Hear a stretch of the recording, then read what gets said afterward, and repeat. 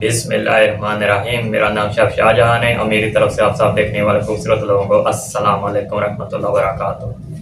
पाकिस्तान के मीडिया के कुछ लोगों के बकौल इस वक्त पाकिस्तान में अनडिक्लेयर मार्शल लॉ लगा हुआ है और पाकिस्तान के इदारे ख़ास तौर पे कोर्ट्स और मीडिया मुकम्मल तौर पर आर्मी और एजेंसियों के अंडर कंट्रोल में है। इसकी वजह यह है कि पाकिस्तान के लोगों ने पिछले कुछ अरसे से इस मुल्क में जमहूरियत को बहाल रखने के लिए प्रोटेस्ट करना शुरू किए, अपने हक़ के लिए आवाज़ उठाना शुरू की, जिसको रोकने के लिए इस्टेब्लिशमेंट और पाकिस्तान की मुख्तलिफ एजेंसियों ने अनडिक्लेयर टेक ओवर कर लिया। अब ये वो बातें हैं जो पाकिस्तान के सीनियर एनालिसिस करने वाले समझदार लोग हैं, वो अपनी इन्फॉर्मेशन की बेस पर और पाकिस्तान के हालात को देखते हुए कर रहे हैं। और ये अब सारी बातें पूरा पाकिस्तान और पाकिस्तान से बाहर लोग जान चुके हैं। और इससे तो फिर ये भी बात साबित होती है कि पिछले 77 ईयर से जमहूरियत के नाम पर इस मुल्क को फ़ौज ही चला रही थी। और जैसे ही पाकिस्तान के लोगों ने इसके ख़िलाफ़ आवाज़ उठाना शुरू की, प्रोटेस्ट करना शुरू किए, तो पाकिस्तान की इस्टेब्लिशमेंट ने और मुख्तलिफ एजेंसियों ने मिलकर अपने ही मुल्क के लोगों को गैर कानूनी तौर पर उठाना शुरू कर दिया, उनको गायब करना शुरू कर दिया, उन पर बिला वजह के मुकदमात बनाने शुरू कर दिए, लोगों के घरों में घुसकर लोगों की माओ बहनों की इज़्ज़त पर हाथ डाला गया, उन पर तशद्दुद किया गया। और इसका सबसे ज़्यादा जो निशाना बनी वो PTI है और उसकी लीडरशिप है।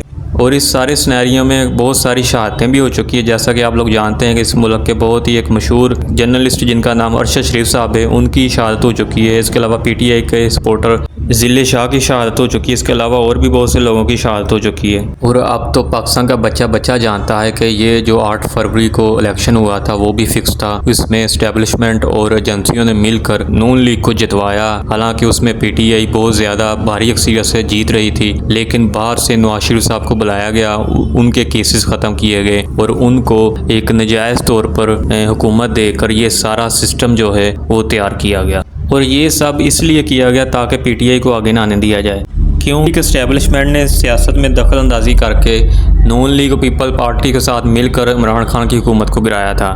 और इसकी वजह कुछ एनालिसिस करने वाले लोग ये बताते हैं कि इमरान खान ने अमेरिका की पॉलिसियों के ख़िलाफ़ काम किया था। इस वजह से अमेरिका के कहने पर पाकिस्तान की इस्टेब्लिशमेंट ने इमरान खान की हुकूमत को ख़त्म कर दिया। लेकिन कुछ लोग ये भी एनालिसिस कर रहे हैं ये सारा प्री प्लान था। इस्टेब्लिशमेंट इमरान खान को सिर्फ इसलिए उस वक्त लेकर आई थी क्योंकि उस वक्त उनकी मजबूरी बन चुका था इमरान खान, क्योंकि इमरान खान की फ़ैन फॉलोइंग 2018 में बहुत ज़्यादा थी। और दूसरा, नून लीग पर बहुत सारे केसेस भी थे जिसकी वजह से वक्ती तौर पर इमरान खान को लाया गया। लेकिन बाद में फिर जैसे ही मौका मिला इमरान खान को धोखा देकर उनकी हुकूमत को ख़त्म कर दिया गया और उसके बाद फिर नून लीग को दोबारा इलेक्शन में नाजायज़ तौर पर जितवा कर हुकूमत दे दी गई। मैंने पहले भी आपसे कहा कि इससे ये साबित हो चुका है कि इस्टेब्लिशमेंट का सियासत में शुरू से ही अमल दखल रहा है। वैसे मुझे जो पर्सनली ये लगता था कि जब आसिम मुनीर साहब की तैनाती हुई थी आर्मी चीफ़ की सीट पर,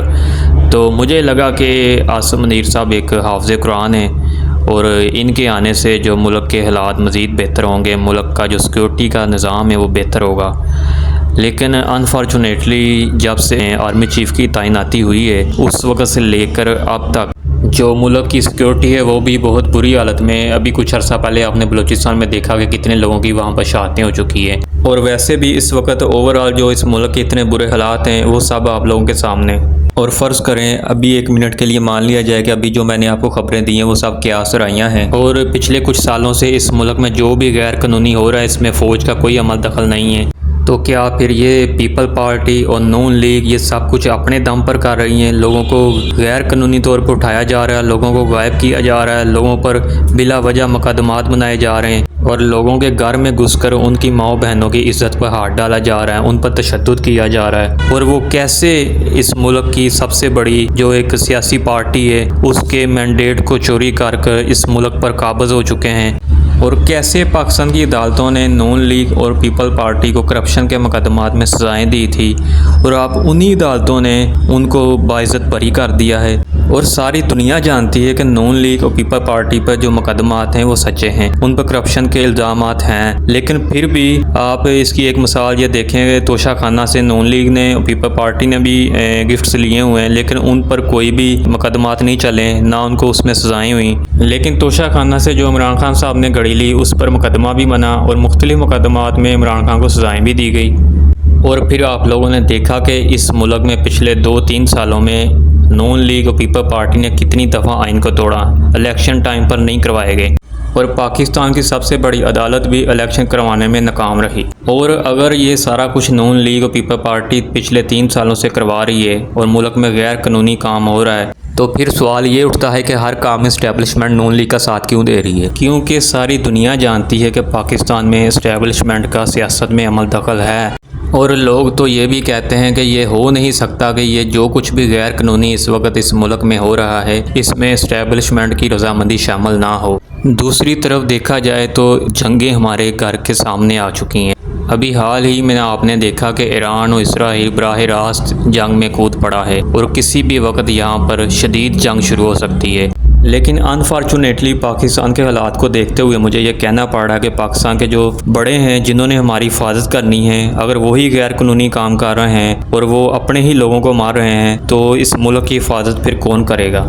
اپنے ہمسایہ ملکوں سے ہمارے تعلقات خراب ہے، ایران سے ہمارے تعلقات خراب ہے، افغانستان سے ہمارے تعلقات خراب ہے، کیونکہ ہماری فوج نے امریکہ کو بیسس دی تھی افغانستان میں جنگ کرنے کے لیے، اور آج تک ہمارے اسی وجہ سے افغانستان سے تعلقات بہتر نہیں ہو سکے۔ اس کے بعد اگر ہم دیکھیں کہ فلسطین میں کیا ہو رہا ہے، غزہ میں کیا ہو رہا ہے، تقریباً اب تک 40 سے 45 ہزار وہاں پر بچوں اور عورتوں کو شہید کر دیا گیا ہے، لیکن مجھے افسوس کے ساتھ کہنا پڑ رہا ہے کہ پاکستان ایک نیوکلیئر پاور ہونے کے باوجود آج تک اپنا علاقہ کشمیر اور فلسطین کے لیے کچھ نہیں کر سکے، ان کی مدد کے لیے کچھ نہیں کر سکے۔ حالانکہ آپ لوگوں نے دیکھا ہے کیسے امریکہ ساری دنیا کے سامنے ڈنکے کی چوٹ پر اسرائیل کی مدد کر رہا ہے، حالانکہ ساری دنیا جانتی ہے کہ اسرائیل ناجائز کر رہا ہے اور اسرائیل ناحق نہتھے لوگوں کو، معصوم لوگوں کو وہاں پر شہید کر رہا ہے، مگر پھر بھی امریکہ اور دوسرے ملک اسرائیل کو جدید ہتھیار اور ٹیکنالوجی دے رہے ہیں، اور دوسری طرف پاکستان ایک اسلامی نیوکلیئر پاور ہونے کے باوجود اپنے مسلمان بھائیوں کی فلسطین میں کوئی مدد نہیں کر رہے، کوئی فوجی امداد نہیں وہاں پر بھیج رہے۔ اور یہ ایک ایسی طاقت ہے ہمارے پاس جس سے ہم اپنے مسلمان بھائی کو ہی نہیں بچا سکتے۔ ایسی نیوکلیئر پاور ہونے کا ہمیں کیا فائدہ کہ ہمارے ہزاروں مسلمان بھائی شہید کر دیے جائیں اور ہم اپنی پاور کو استعمال ہی نہ کر سکیں اور بیٹھے ہم بس دیکھتے رہیں۔ بڑی بڑی باتیں کرنے سے، بڑے بڑے نعرے لگانے سے اور تقریریں کرنے سے نہ کشمیر آزاد ہوگا اور نہ ہی فلسطین آزاد ہوگا، اور یہ چیز اب ہندو اور یہودی بھی سمجھ چکے ہیں کہ ان میں اتنا دم خم نہیں ہے، اور ان کو مزید شے مل رہی ہے کہ وہ مسلمانوں پر مزید ظلم و ستم کریں، کیونکہ اب ان کا بھی یہی کہنا ہے کہ اگر آپ کو اپنا مسلمان بھائی نہیں بچا رہا تو ہم بھی آپ پر کیوں رحم کریں۔ اس لیے اب وہ بے فکر ہو کر مسلمانوں پر ظلم ستم کر رہے ہیں، مسلمانوں کو شہید کر رہے ہیں اور مسلمانوں کی نسل کشی کر رہے ہیں۔ اور اسی طرح چائنا میں ویگر کے مسلمانوں پر بہت زیادہ ظلم و ستم ہو رہا ہے، لیکن آج تک کسی حکومت نے اس پر آواز نہیں اٹھائی۔ اور ابھی حال ہی میں ڈاکٹر ذاکر نائک صاحب پاکستان آئے ہوئے ہیں، انہوں نے بھی یہی کہا کہ فلسطین کے مسلمانوں پر جو ظلم و ستم ہو رہا ہے اس کے خلاف ہمیں آواز اٹھانی چاہیے، اور خاص طور پر ڈاکٹر ذاکر نائک صاحب نے یہ بھی کہا کہ چائنا میں ویگر کے مقام پر جو چائنیز مسلمانوں پر ظلم و ستم کر رہے ہیں ہمیں اس کے خلاف بھی آواز اٹھانی چاہیے، اور کاش ہمارے سیکیورٹی ادارے بھی اس بات کو سمجھ کر اپنے مفادات کو پس پشت ڈال کر اپنے مسلمان بھائیوں کی مدد کرنے کو تیار ہو جائیں۔ اور آخر میں یہ کہنا چاہوں گا کہ ابھی یہ خبر بھی پاکستان میں گردش کر رہی ہے کہ آرمی چیف صاحب کی اور عمران خان صاحب کی پرسنل لڑائی چل رہی ہے، کیونکہ اب یہ کہا جا رہا ہے کہ عمران خان صاحب نے اپنے دور حکومت میں کسی پرسنل وجہ کی بنا پر عاصم منیر صاحب کو ان کے عہدے سے ہٹا دیا تھا، جس کی وجہ سے اب عاصم منیر صاحب خان صاحب کے ساتھ یہ سب کر رہے ہیں۔ ہم سب پاکستانیوں کی آپ دونوں سے ریکویسٹ ہے، کائنڈلی آپ مذاکرات کے ذریعے معاملات کو حل کرنے کی کوشش کریں اور اپنی لڑائی میں 25 کروڑ عوام اور اس ملک کا برکس نہ نکالیں۔ اور دوسری بات میں یہ کرنا چاہوں گا کہ جب بھی پی ٹی آئی پرامن احتجاج کے لیے نکلتی ہے تو کائنڈلی اس کو بدنام کرنے کے لیے اس احتجاج کو